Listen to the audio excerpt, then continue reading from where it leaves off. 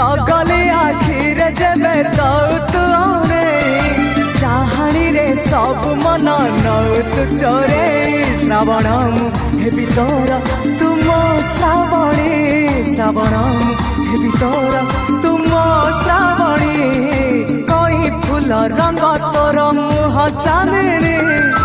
तो परी झियाटिए